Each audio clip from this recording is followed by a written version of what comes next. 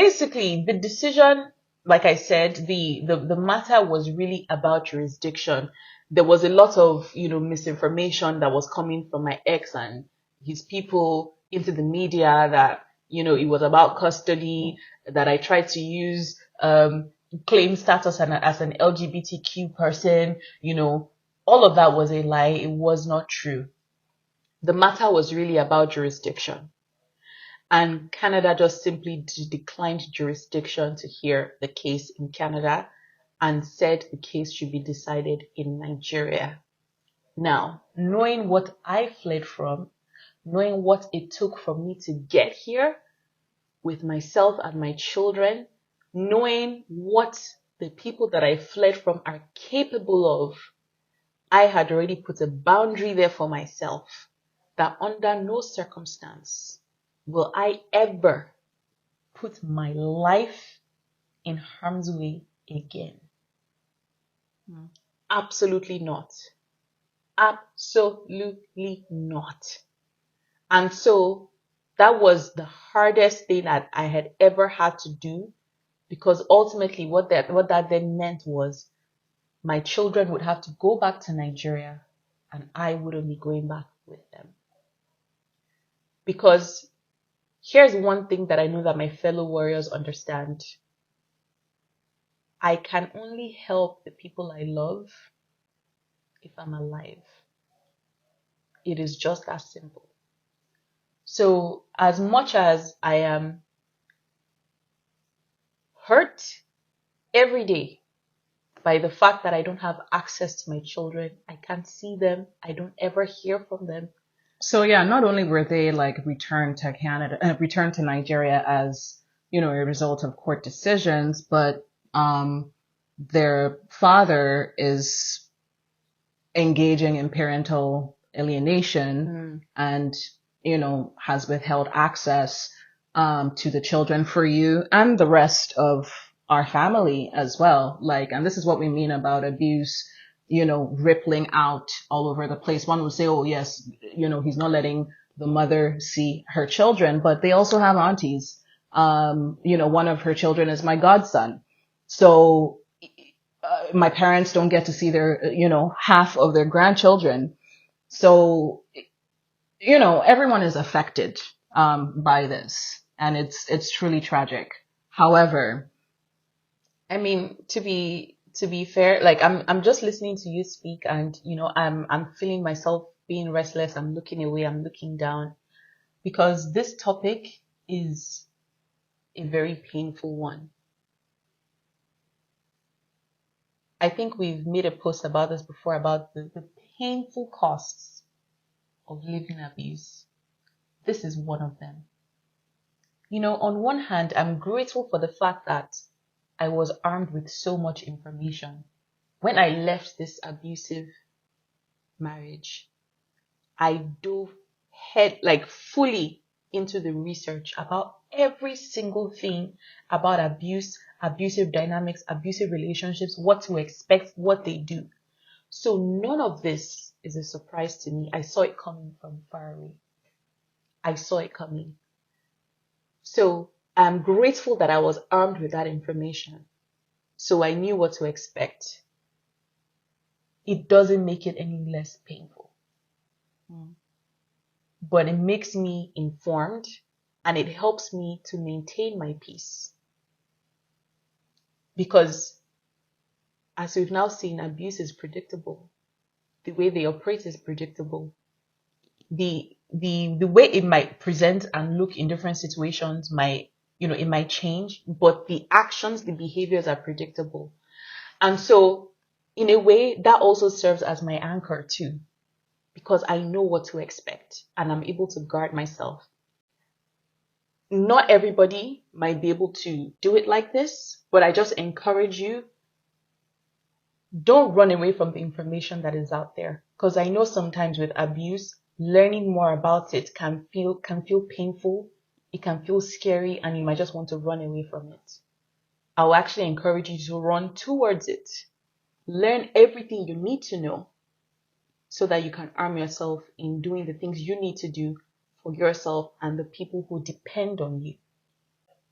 you know, when it comes to starting over, there's the starting over for yourself, but then there's also the part of life still goes on.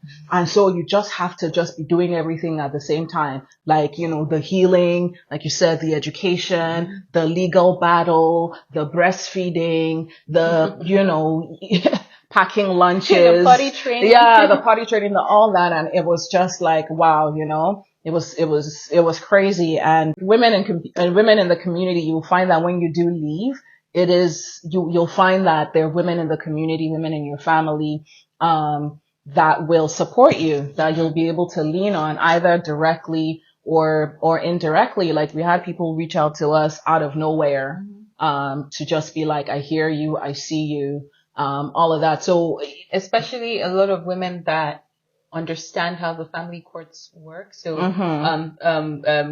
women's activists, you know, that reached out to me and they were like, your story is so familiar. We can see all the signs. They were so horrified yet again by the decision, you know, and, you know, they just became a community for me, embraced me, you know. And so to be honest, it's at the end of the day, it's women. Really, and that's why I just love women. I'm all about femmes, that. Women and femmes. I'm all about that fully. As long as you're just able to keep on putting one foot in front of the other, just keep, you know, the barest minimum of momentum that you're able to sometimes, even if it's just a sliver, you know, sometimes you just want to lie down there and not move. And, you know, it is what it is. But like, you will find that you know, time will pass and you look back and you'll be like, oh, wow. There has been growth, there has been progress. The decision was really devastating for the whole family, and we all had to, in addition to rallying around my sister and supporting her, but also deal with that pain and that grief, for ourselves as well. But, you know, all in all, I support my sister's decision. Some people might look at her and be like, oh, what kind of mother doesn't follow her children wherever, you know, blah, blah, blah. But, you know, she's doing what she knows is best for her. She's doing what she feels led to do. And I fully and, you know, 100% stand behind her and support her on that. And I always say that sometimes, you know, you can be so consumed with your own struggle. You don't even see how what you're struggling with actually affects the people that even love you too. You know, so I'm actually glad that you brought in that perspective too as well, because I tell you, that, you know, just knowing that there are people who actually love you, because that's something you forget when you are being abused. Your abuser convinces you that nobody loves you or nobody can love you the way they love you. And let's be frank, the way they love you is actually not love. It's not love. It's actually hate. So you actually forget that you have people in your corner championing you, ready to take up for you, ready to do whatever it is to get you to where you need to go, which is why, again, I have to keep harping on this. You don't get to give up on you, because the people that will show up for you the day you decide to show up for yourself, you will be so surprised. You will be so surprised. Not just from family, from friends, strangers. That's the one thing that, to me, again, I'm an introvert. I don't really know too many people, to be honest. I was shocked by the support I received from strangers. People I do not even know. On hearing my story, despite all the misinformation that was out there, despite the way the facts were skewed to make me look like somebody that I'm not, to make me look bad, people showed up. People recognized that no, this can't be, and people showed up. So again, you don't get to give up on me. Trust me, you'll get there. So, the people want to know what comes next. You know, the moment you take your life back into your hands, come what may, no matter the chaos thrown your way, what comes next? I'll tell you what comes next for me. Shaking my ass on a yacht in Dubai, y'all. That is non-negotiable for me, y'all. Jaye, cause honestly, like, if you don't chop life is gonna chop you. So, that's just it. Facts. So yeah, that's just that's just the ministry that has been sent to me. That's soft girl, baby girl life. From here on out, that's who I'm trying to be. In fact, that's who I am. Forget about trying to be. That's who I am. So that's what I'm just so excited about. And I'm not going to lie, man. I've already been outside and outside is looking great. Okay. Yeah. So yeah, that is what I also hope for you guys out there in our community. Take life fully, get out there and prioritize your enjoyment, prioritize your self-care, self-love, because damn it, please, you have gone through enough. You have seen enough shege in this life, and now it's time to live it up, turn up, and show up in this world as your full self. Pour into yourself, be the happiest you can be, have the most joy you can have, live the most life you can live.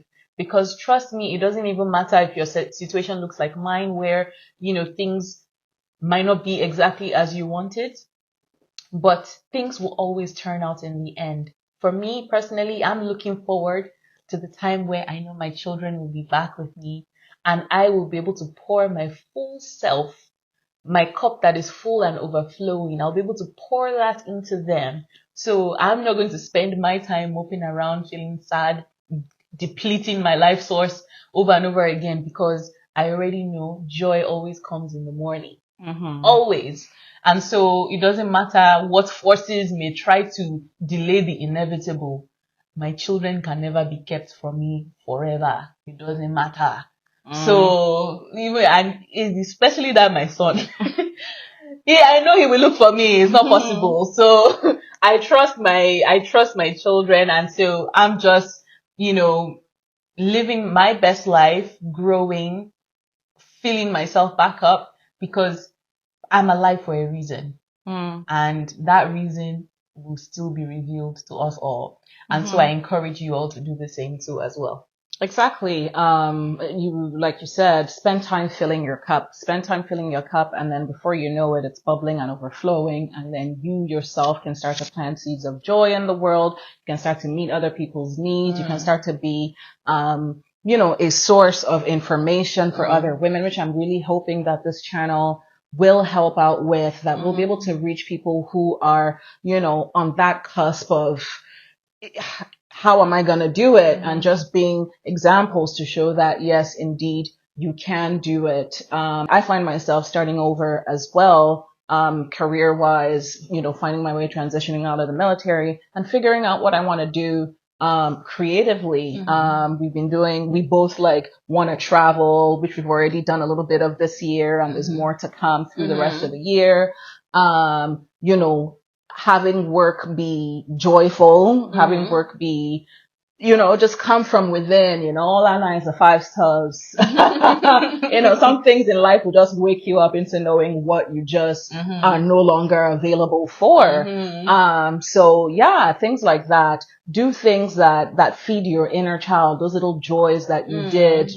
We spent more so you than me, but we spent time coloring. That was a huge part of just helping you process, relate past time, just, yeah. And it was very therapeutic, very helpful. Journal if you can, go out into nature, take walks, just look and enjoy the beauty around you. And you'll be surprised as to how that starts an inner transformation within you as well, because we're all connected to nature. So if you go out and you're seeing how green the grass is and how, warm the sun feels on your skin, and oh my God, that tree, how old is it? And blah, blah, blah. They might not be able to speak back to you verbally, but as you're acknowledging those things as well, you're also the life within you is also being affirmed.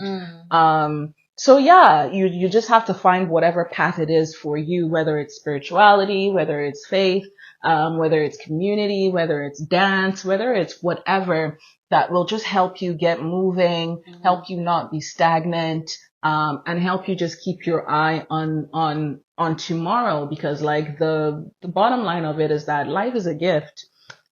And it is short. It is so short in the grand scheme of things. It's a blink. So this life is one. Live it, you know, make that decision. You deciding to leave death, decide to leave that hell was already like the first day That of was the rest the of your victory. life. Exactly. That was the victory in and of itself. Self. So you might as well just savor it, going down the line. And that's not to say that life will all just be a bed of roses. Even if it were a bed of roses, roses have thorns. So like life will still life. There'll still be up and downs, but I think it all comes down to your perspective. And you know, something about leaving an abusive relationship like that will definitely shift your perspective. And so, you know, we hope for the best for everyone, who's dealing with this, who's in the same situation, or who is about to find themselves in that situation, trying to make a decision as to whether to do it or not. Once again, like, we see you, we hear you, we believe you, here at the Warrior Enclave. All right then. Thank you, warriors. Bye.